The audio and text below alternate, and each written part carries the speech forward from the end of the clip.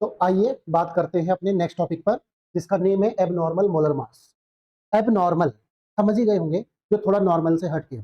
वैसे तो जो हमने कोलिगेटिव प्रॉपर्टी पढ़ी चारों की चारों, जिसमें हम क्या निकालते थे, मोलर मास ऑफ सॉल्यूट, 4 फॉर्मूले आए थे, ठीक है। तो उन सब से वैसे तो जो आपका ऑब्जर्व्ड मोलर मास है वो वैसे वेरीफाई रहता है, लेकिन हर कंडीशन में वो वेरीफाई नहीं होता है।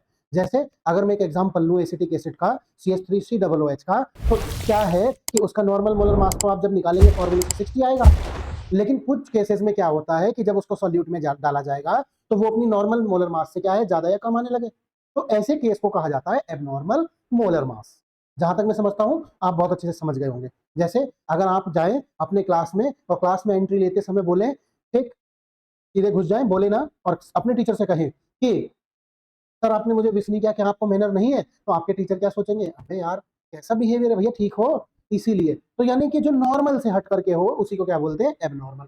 नॉर्मल के जो हमारी कंडीशंस हैं वो ये है कि पहला, solution should be dilute, solution हमारा डाइल्यूट होना चाहिए।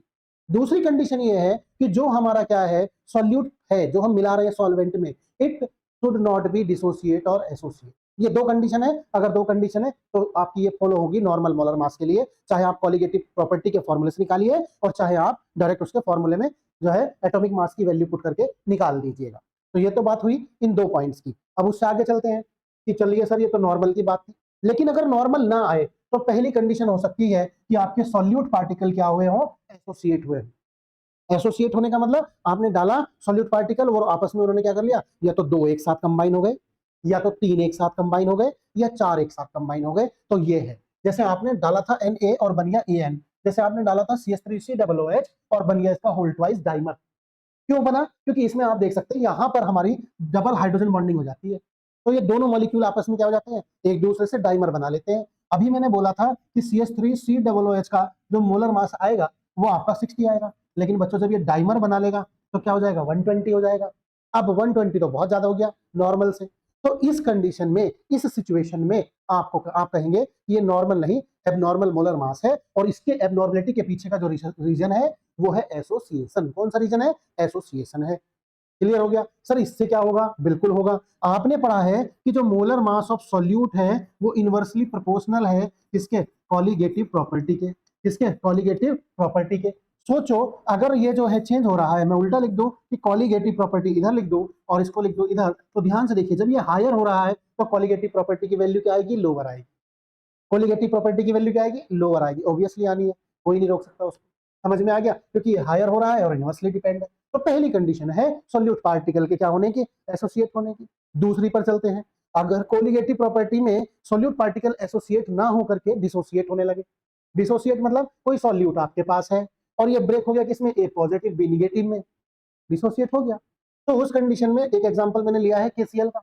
KCl में आप नोटिस करेंगे कि जब KCl को आयनाइज किया गया तो KC पॉजिटिव Cl नेगेटिव बना। KCl का जो आपने मास निकाला टोटल, ठीक है, मोलर मास जो इसका निकाला वो कितना है, 74.5 ग्राम आया। जब आपने आयंस के निकाले तो एक का 39, एक का 35.5 आया। अब मैं कहूं क्या ये इसके रेस्पेक्ट में डिक्रीज नहीं हुआ, यस सर हुआ। क्या हुआ, डिक्रीज हुआ ना उसके रेस्पेक्ट में, और ये किसके, इसके रेस्पेक्ट में डिक्रीज हुआ। तो इस बार डिक्रीज हो रहा है, यानी मोलर मास क्या हो रहा है, लोअर हो रहा है। तो देखो ध्यान से कि कॉलिगेटिव प्रॉपर्टी जो है इनवर्सली है मोलर मास के, एमबी के। तो जब ये लोअर हो रहा है तो कॉलिगेटिव प्रॉपर्टी क्या हो जाएंगी, हाई हो जाएंगी।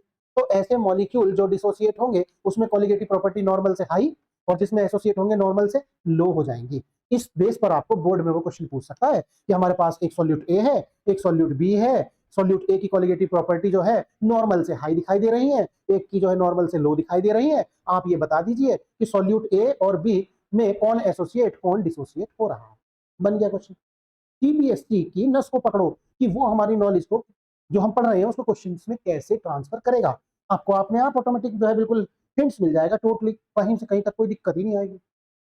अब उससे आगे के पार्ट पर चलते हैं। उससे आगे का जो पार्ट है वो है वांट ऑफ फैक्टर, जिसको हम किससे रिप्रेजेंट करते हैं, आई से। आई मतलब वॉन्ट हॉफ ने क्या किया, ये जो नॉर्मल मोलर मास और एबनॉर्मल मोलर मास आ रहे थे इनके बीच में निकाल लिया रेशो, और रेशो को निकाल के उसको रिप्रेजेंट कर दिया किससे, आई से। Normal molar mass abnormal molar mass का जो रेशो आया उसको निकाल के कर लिया किससे, आई से रिप्रेजेंट। ठीक, अब ये जो एबनॉर्मल मोलर मास है इसको हम ऑब्जर्व्ड भी बोलते हैं, क्योंकि ये उन सभी से आता है, किनसे, जो हमने लिखी थी, जैसे M B is equal to जो वो लिखी थी दूसरी वाली कोलिगेटिव प्रॉपर्टीज, चारों लिख देना, किसी से भी एक से आ जाएगा। ठीक, फॉर्मूले में, वो फॉर्मूले लिखूंगा तो बहुत देर यहाँ पर लग जाएगी। ठीक, तो उनसे निकला हुआ होगा, ठीक है। चलो मैं एक लिख भी देता हूँ, P A not minus P A upon P A not और इज इक्वल टू काई बी, जो इससे निकल। ठीक, इन वाली प्रॉपर्टी से, और भी नीचे की तीनों है उनसे भी निकाल लीजिए, चाहे जोन से लिख देना कि delta T B is equal to K B M या delta T F is equal to K F M. इनसे जो निकालते हैं हम, वो जो आएंगे उनको ऑब्जर्व में रखेंगे।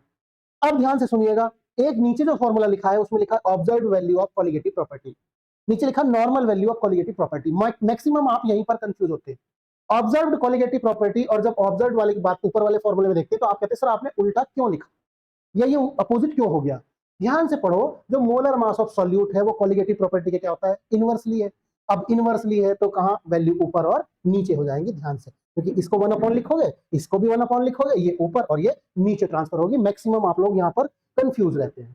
उसके बाद जो ये हमारे चारों जो भी मैंने लिख रखे थे, वांट ऑफ फैक्टर के बाद अगर कोई भी मॉलिक्यूल एसोसिएट या डिसोसिएट होता है तो इनमें आप करेंगे चेंज, और चेंज इतना कि सिर्फ सभी में क्या लगा देंगे, वांट ऑफ फैक्टर लगा देंगे। अब जब हम वांट ऑफ फैक्टर लगाएंगे तो ये जो वैल्यू जो चेंज हुई थी ऑटोमेटिक वहीं पर सेट बैठ जाएंगी जहां उनको आना चाहिए था, ना कम होंगी ना ज्यादा होंगी। तो बहुत सिंपल है, ध्यान रख लेना, ये बहुत पूछा जाता है कि वांट ऑफ फैक्टर के बाद जो इक्वेशंस बनी वो क्या थी।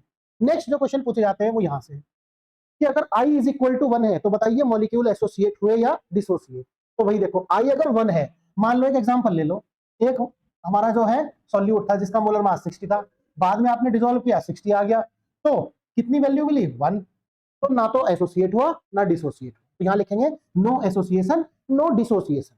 अब यहां आ जाओ कि आई की वैल्यू कम आए, कम कैसे आएगी, ध्यान से देखना कि जो हमने एसिटिक एसिड लिया था उसका मोलर मास था 60, जब वो क्या हुआ आपस में एसोसिएट हुआ तो हो गया 120। अब मैं इसे इससे डिवाइड करूंगा तो ऑब्वियसली क्या है, कम ही आएगी आई की वैल्यू, किससे, 1 से, कितनी आएगी, 0.5।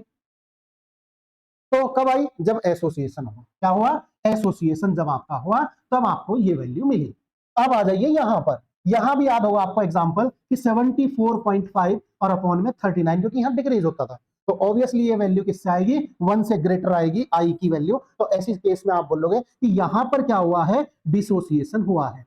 फिर से वही क्वेश्चन सीबीएसई आपसे ये तो पूछने वाली है नहीं है, क्योंकि ये तो तुम्हारे टीचरों ने पढ़ा दिया, बहुत सारे यूट्यूबर, टीचर, क्लास टीचर सब पढ़ा रहे हैं जो भी, ठीक है। क्या पूछेगी, नॉलेज चेक करेगी, कैसे करेगी कि भाई एक हमारे पास सॉल्यूट है, दो ए बी सी, तीन है, चलो तीन मान लिए, ए है, एक बी है, एक सी है। इसके लिए हमारे पास जो है आई की वैल्यू इतनी, इसके पास आई की वैल्यू इतनी इतनी है, बताइए कौन सा एसोसिएट हुआ है, कौन सा डिसोसिएट हुआ है, किसमें ना तो एसोसिएशन हुआ है, किसमें नहीं तो डिसोसिएशन हुआ। तो अब उसमें क्या है, इस पर क्वेश्चन आपके लिए डिजाइन कर दिया, आराम से पूछ लेगी, आपकी नॉलेज को चेक कर लेगी। आप इसे रट के खाली बैठ गए, अगर क्वेश्चन नहीं बनाया तो फिर से कहोगे कि सर हमसे कुछ ना कुछ एक्स्ट्रा पूछा जा रहा है। अब देखो एक चीज और आती है जो इंपॉर्टेंट है सिर्फ और सिर्फ एग्जाम के लिए, ठीक है, कंपटीशन एग्जाम के लिए भी है। जब भी यहाँ ऐसी कोई केसेस बनती है तो बच्चे बहुत कंफ्यूज होते हैं, क्या कि जब हम न्यूमेरिकल करते हैं तो हमें डिग्री ऑफ डिसोसिएशन पूछी जाती है और एक पूछा जाता है degree of association. Degree of dissociation का मतलब ब्रेक डाउन हो जाना, टूटना। डिग्री ऑफ एसोसिएशन का मतलब एक दूसरे से क्या हो जाना, लिंक होना। जैसे आपका एक मॉलिक्यूल था कौन, डिग्री ऑफ डिसोसिएशन में KCl, ये लिख रखा मैंने यहाँ पे KCl, तो ये दो आयंस में ब्रेक हुआ था, कितने, दो में, K प्लस और Cl माइनस में ये ब्रेक डाउन हुआ, ठीक है। ब्रेक डाउन होने पर हम इसमें से डिग्री ऑफ डिसोसिएशन अल्फा को कैसे निकालेंगे कि I minus 1 upon M minus 1। I want of factor है, M ये नंबर ऑफ पार्टिकल्स हैं जो एसोसिएट और डिसोसिएट होंगे। इनकी वैल्यू कैसे निकाली जाएगी, उसके लिए आप यहां देखिए M क्वेश्चन मार्क जो है ना कैसे निकलता है। अगर ए बी टाइप के सॉल्यूट हैं, लिखे हुए दोनों नीचे, तो यहां पर ध्यान से देखो, तुम्हें एक तो मिला के, एक मिला Cl, तो दोनों कितने हो गए, दो, 1 प्लस 1 कितना हो गया, 2। तो इस तरह के सभी सॉल्यूट जितने भी होंगे उनमें m की वैल्यू 2 रखेंगे। आई आपको गिवन होगा, तो अगर गिवन नहीं होगा तो नॉर्मल अपॉन एबनॉर्मल से निकाल करके फिट करके डिसोसिएशन निकाल सकते। दूसरे जो टाइप आएंगे सेकंड, वो होंगे Ab2 टाइप। Ab2 टाइप में क्या है, जब आप इसको आयनाइज करोगे तो कैल्शियम का तो एक आयन मिलेगा, लेकिन क्लोराइड के कितने मिलेंगे, दो। अब दोनों को जोड़ लो, n की वैल्यू कितनी होगी, 3। नीचे भी वही 2 प्लस 1 हो जाएगा, यानी 3 हो जाएगा, बी एक मिलेगा, और नाइट्राइट के कितने मिलेंगे, वहां पर आपको 2 मिलेंगे। तो इसीलिए जो है यहां पर भी वैल्यू कितनी आ जाएगी, 3। ऐसी वो कुछ और भी दे सकता है, अगर आ जाए तो आयनाइज करके नंबर ऑफ आयंस को ऐड कर लो, आपको किसकी वैल्यू मिल जाएगी, m की। बहुत इंपॉर्टेंट है, ध्यान रखना, जब भी 5 मार्क्स का क्वेश्चन पूछा गया है न्यूमेरिकल सॉल्यूशन वाले चैप्टर में से, इसको जरूर इंक्लूड किया गया। लास्ट जो बचता है वो है कि अगर मॉलिक्यूल क्या हो जाए, डिग्री के एसोसिएशन के डिसोसिएशन के बजाय क्या हो, एसोसिएट। एसोसिएट का मतलब लिंक होना एक दूसरे से, ठीक। तो जब लिंक होंगे तो देखो ध्यान से, या तो 2 लिंक हो जाएंगे, 3 भी हो सकते हैं, 4 भी हो सकते हैं। 2 में कितने बोल रहा हूँ, 2, तो 2 हो गया भैया इनकी वैल्यू। 3 में कितना बोल रहा हूँ, 3, 3 हो गई, 4 में 4, 5 में 5। और ये रहा फॉर्मूला, और n नंबर आपको यहां से पुट करना है और आप फिर से डिग्री ऑफ एसोसिएशन बड़े आराम से निकाल सकते हो, कहीं से कहीं तक कोई दिक्कत नहीं है। तो ये आपका यूनिट 1 सोल्यूशन आज पूरा ओवर हुआ।